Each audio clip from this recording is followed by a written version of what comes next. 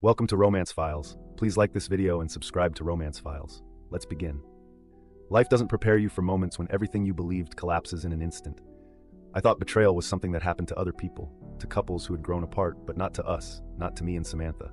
We weren't perfect, but who is? Marriage is about choosing each other every day, no matter what. That's what I believed. For Samantha's birthday, I wanted to do something special. I spent weeks finding the perfect gift, a silver necklace with a heart-shaped pendant. Inside, I had engraved 2 words, always yours. It wasn't expensive or flashy, but it was heartfelt. I thought it would remind her of the love we had built over the years. That day at work felt endless. Meetings and calls blurred together, but the thought of seeing her smile kept me going. By the time I stepped through the front door that evening, I was exhausted but eager. I couldn't wait to surprise her. The house smelled of her signature roasted chicken, filling the air with warmth and familiarity. From the kitchen I heard laughter, Samantha's voice mixed with our daughter Grace's giggles. Normally that sound would fill me with joy, but something about it felt different. Her laugh wasn't just happy, it was lighter, almost playful, in a way that made my chest tight. I set my briefcase down quietly and moved closer to the kitchen. I wasn't trying to eavesdrop, but I couldn't help myself. I stayed just out of sight as their voices carried down the hallway. "I can't believe how amazing last night was," Samantha said, her voice soft, almost dreamy. "He was just so thoughtful, so different." I froze. Who was she talking about? My mind raced as I clung to the edge of the wall, my heart pounding in my ears. She couldn't mean me. I had been working late last night. The name she said next made my blood run cold. "Matt just knows how to make things exciting again," she continued. Grace's reply was curious but innocent. "What do you mean, Mom?" There was a brief pause, and then Samantha laughed. "You wouldn't understand. Let's just say he has a way of making me feel special." The words hit me like a hammer to the chest. I backed away from the hallway, my hands trembling, my thoughts spinning out of control as I tried to process what I had just heard. Who was Matt? A coworker, a friend, or someone else entirely? The knot in my stomach tightened as I moved into the living room, my legs barely able to carry me. The necklace in my pocket felt heavy now, like a cruel joke. All the excitement I'd felt earlier was gone, replaced by a gnawing sense of betrayal. I sat on the couch, staring blankly at the wall, trying to make sense of it all. Samantha's laughter echoed from the kitchen, but now it felt like a knife twisting in my heart. That night, I didn't say anything. Samantha kissed me on the cheek before bed, and Grace hugged me goodnight like nothing was wrong. I forced a smile, pretending everything was fine. But as I lay in bed beside Samantha, staring at the ceiling, I knew my life had just taken a turn I couldn't ignore. The next morning, I woke up feeling like a stranger in my own home. Samantha hummed in the kitchen as she prepared breakfast, her voice light and carefree as if nothing had changed. Grace sat at the table, chatting about her plans for the day, her youthful innocence shielding her from the tension I carried. I barely touched my coffee, my appetite lost in the churning storm of thoughts. Samantha's words from the previous night echoed in my mind. Who was Matt? How long had this been going on? Was Grace involved, or was she simply caught in the middle? "Everything okay?" Samantha asked, her eyes meeting mine across the table. Her tone was casual, almost dismissive, as if she hadn't noticed the change in me. "Yeah," I lied, forcing a smile. "Just tired. Long day ahead." Her gaze lingered for a moment before she nodded and turned back to her coffee. I studied her carefully, looking for cracks in her facade, for anything that might give her away, but she was a master of normalcy. If guilt weighed on her, she hid it well. I knew I couldn't confront her yet. I needed proof, something solid that couldn't be denied or twisted. The thought of confronting her without it terrified me. What if she lied? What if she turned it around on me? I wasn't ready for that battle. Over the next few days, I began to watch her more closely. Every interaction, every word, every glance she exchanged with Grace was scrutinized. It felt wrong to spy on my own wife, but I couldn't shake the feeling that there was more to the story than I'd overheard. One evening, as Samantha was in the shower, I found myself standing in front of her phone. It was lying on the counter, and it screamed dark and innocent. My hands trembled as I picked it up. I hesitated, torn between my need for answers and my fear of what I might find. I unlocked it easily. Her password hadn't changed in years. My heart raced as I opened her messages. There was Matt, right at the top of the list. His name stared back at me, taunting me, daring me to look further. I opened the thread and began to read. The messages were casual at first, filled with inside jokes and harmless banter, but as I scrolled further, they became something else entirely. "Matt, last night was amazing. I can't stop thinking about you," Samantha wrote. "Me too. I wish we had more time."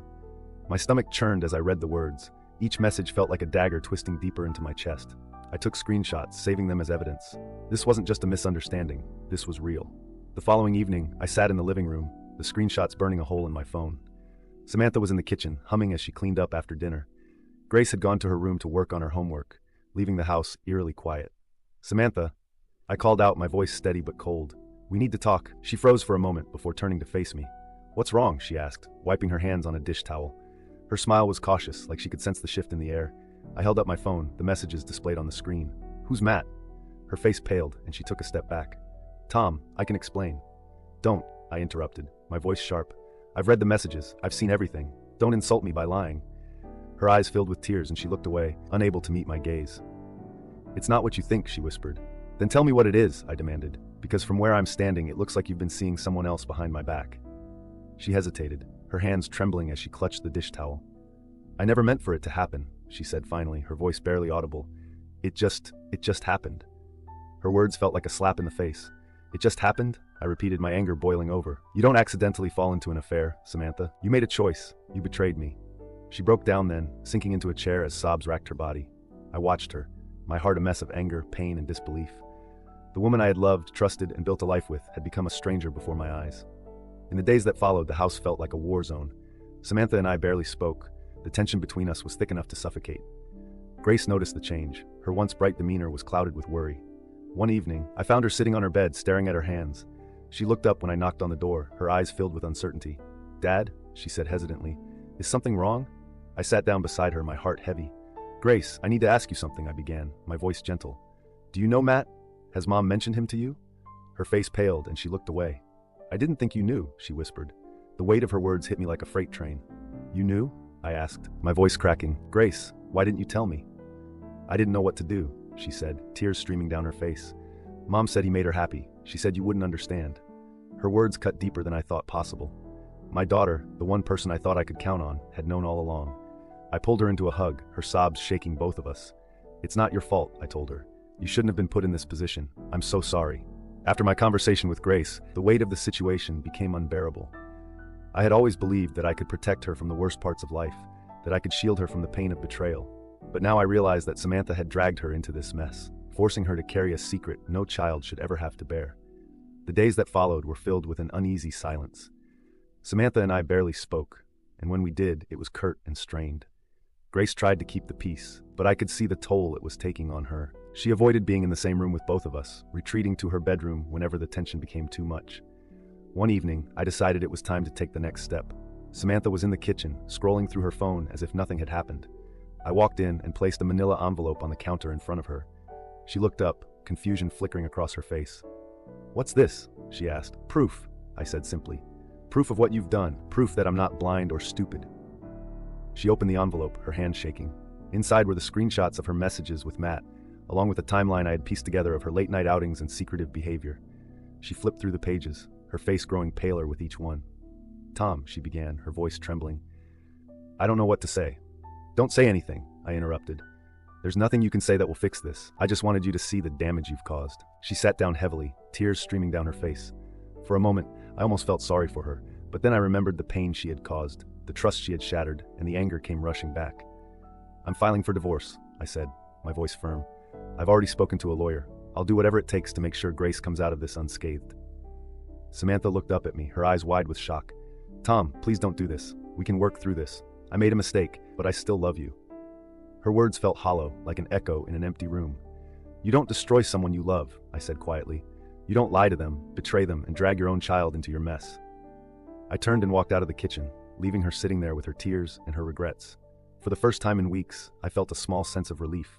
I had taken the first step toward reclaiming my life, and I wasn't going to look back. Later that night, I knocked on Grace's door.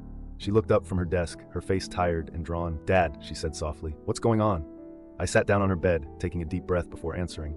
"Grace, I want you to know that none of this is your fault. What's happening between your mom and me is because of choices we made as adults. You didn't do anything wrong." Her eyes filled with tears, and she shook her head. "But I knew, Dad. I knew, and I didn't tell you. I thought I was protecting Mom, but I was just making everything worse."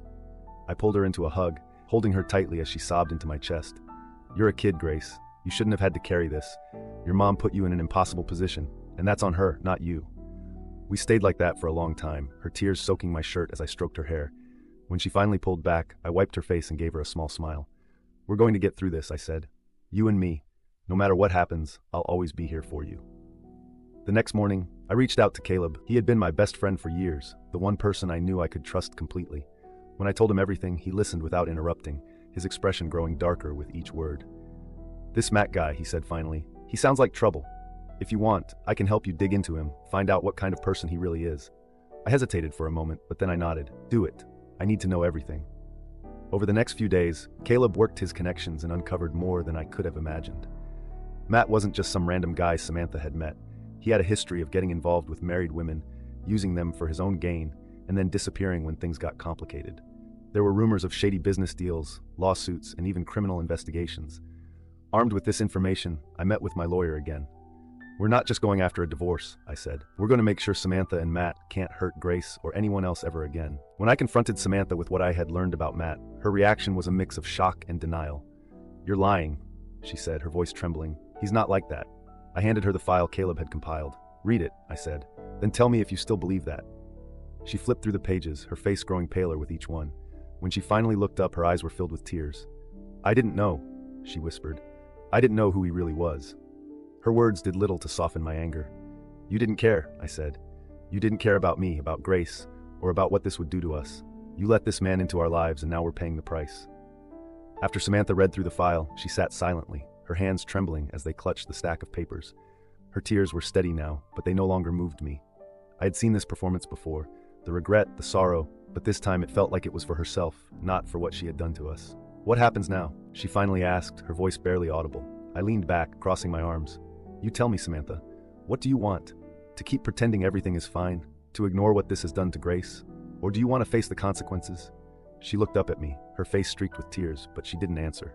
Her silence spoke volumes, and I felt my resolve harden. I had already started the process of moving forward, but now I realized I couldn't just focus on my own recovery. I had to protect Grace from the fallout. I've spoken to a lawyer, I said, my voice steady. The divorce papers will be ready soon. I'll make sure Grace is taken care of and that she's shielded from this as much as possible. But Samantha, you've made your choices. Now it's time to live with them. Grace deserved the truth, even if it was painful. I couldn't let her grow up with unanswered questions or the feeling that she had been left in the dark. A few days after confronting Samantha, I sat Grace down in the living room. The weight of what I was about to say felt unbearable, but it had to be done. Grace, I began, my voice soft but firm, there's something I need to talk to you about. It's about your mom and me. Her eyes widened and she hugged a pillow tightly to her chest. Are you getting a divorce? She asked, her voice trembling. I nodded, the lump in my throat making it hard to speak. Yes, sweetheart, we are. Your mom and I have been struggling for a while now, and it's clear that we can't fix things. But I need you to know that this is not your fault. None of this is because of you. Tears filled her eyes, and she looked away. I heard you fighting, she admitted quietly. I knew something was wrong. I reached out, placing a hand on her shoulder. I know this is hard to understand, but we both love you so much. That will never change. Your mom and I, we've made mistakes, and we need to move on in a way that's best for all of us.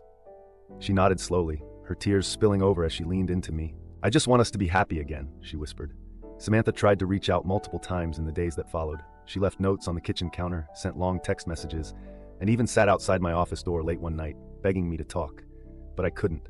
Every word she said felt like a wound reopening, a reminder of how much she had broken. One evening, she cornered me in the living room. Grace was at a friend's house, and the house was quiet except for the sound of rain tapping against the windows. Tom, please, she said, her voice trembling. Can we try? Can we go to counseling, do something to fix this? I turned to face her, my expression hard. Fix this? Samantha, you didn't just hurt me, you hurt Grace. You destroyed the foundation of our family. This isn't something we can just patch up with a few therapy sessions. She flinched but didn't look away. I know I messed up, she said. I know I hurt you, but I still love you. Doesn't that count for something? I shook my head. It's too late. Love isn't enough to undo what you've done.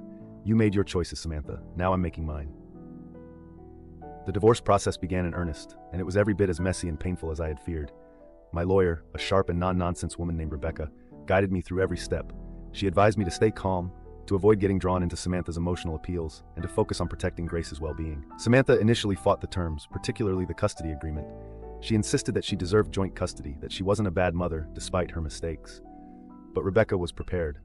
She presented the evidence of Samantha's affair and highlighted how it had affected Grace, making a strong case for why I should have primary custody. In the end, the judge ruled in my favor. Samantha was granted visitation rights, but Grace would stay with me. It was a bittersweet victory. I didn't want to take Grace away from her mother, but I knew it was the best thing for her. As the divorce was finalized, Samantha's life began to unravel. Matt's shady business dealings came to light, and he disappeared as quickly as he had entered her life. Her friends distanced themselves, and her reputation in the community was tarnished.